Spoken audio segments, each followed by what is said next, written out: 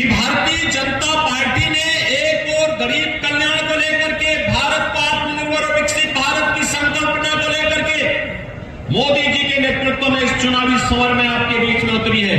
मोदी जी के नेतृत्व में विकास हुआ है और विकास होगा, भारत को विकसित भारत के रूप में स्थापित करेंगे। लेकिन दूसरी तरफ इंडी गठबंधन क्या कहता है, कांग्रेस और सपा का गठबंधन क्या कहता है? वो कहता है कि वह पिछड़ी जाति के लोगों को मिलने वाले आरक्षण को काट करके अल्पसंख्यकों को दे देगा।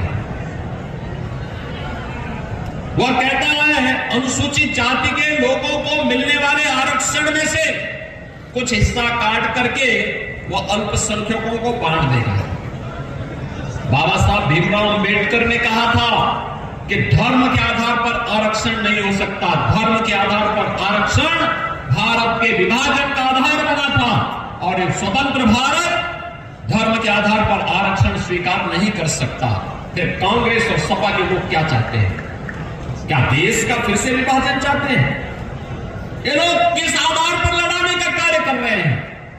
कहते हैं जातीय जनगणना करेंगे। क्यों करेंगे? इसलिए करेंगे जिससे पहले जातीय जनगणना करके अलग अलग जातियों को अलग अलग समूह बनाएंगे, फिर इन जातियों को आपस में लड़ाएंगे और फिर लड़ाने के बाद कहेंगे कि देखो तुम्हारी तो लड़ाई आपस में इतनी ज्यादा है कि तुम सुलझ नहीं पाएगी।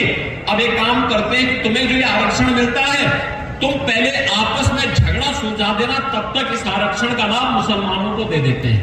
ये करने वाली है कांग्रेस और सपा का गठबंधन। ऐसे ही अनुसूचित जाति के लोगों के, अनुसूचित जनजाति के लोगों के अधिकारों में भी सेंध लगाएंगे और भारतीय जनता पार्टी मोदी जी के नेतृत्व में इसको स्वीकार नहीं करेगी, हरगिज स्वीकार नहीं करेगी। हमारी पिछड़ी जाति के, अनुसूचित जाति और जनजाति के लोगों को मिलने वाले आरक्षण में सेंध किसी भी प्रकार से और किसी भी दल को नहीं लगाने दिया जाएगा। और इसलिए बहनों और भाइयों, हम लोग आए आपसे कहने के लिए, ये चुनाव नए भारत को आत्मनिर्भर और विकसित भारत के रूप में स्थापित करने का है। ये चुनाव तो अब यहां पर श्री हरि विष्णु के अवतार महाराज कल्कि के धाम को एक नया स्वरूप देने का चुनाव है।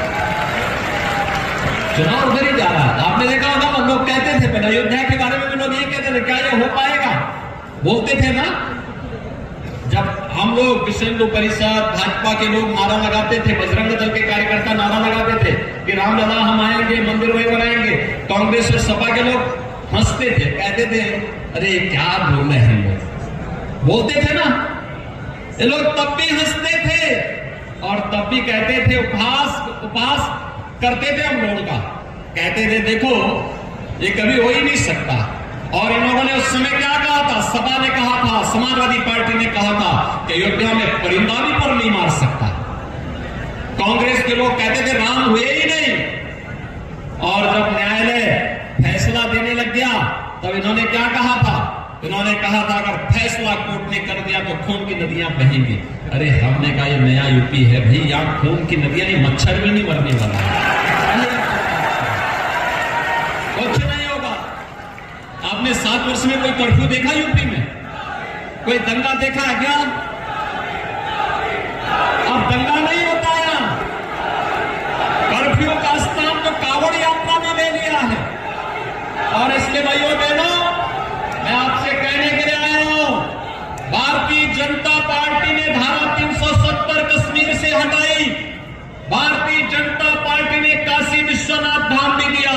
भारतीय जनता पार्टी ने अयोध्या को त्रेता युग के भगवान राम के कालखंड का अयोध्या फिर से बना करके आपकी आस्था को सम्मान दिया है। और कृष्ण कन्हैया के मथुरा वृंदावन के लिए भी एक बड़ी कार्य योजना के साथ हम आगे बढ़ चुके हैं। और मैं बोलना चाहता हूं कि हमारा एजेंडा तो एकदम तय है, हम करेंगे। लेकिन मैं पूछना चाहता हूं समाजवादी पार्टी से, क्या वह भी छोड़िए, और जगह छोड़े, केला देवी के लिए ने किया, उनसे गलती हो गई, नहीं किया उन्होंने। अयोध्या के लिए उन्होंने, उनके मन में जो भी भाव था उन्होंने जो कर दिया हो गया।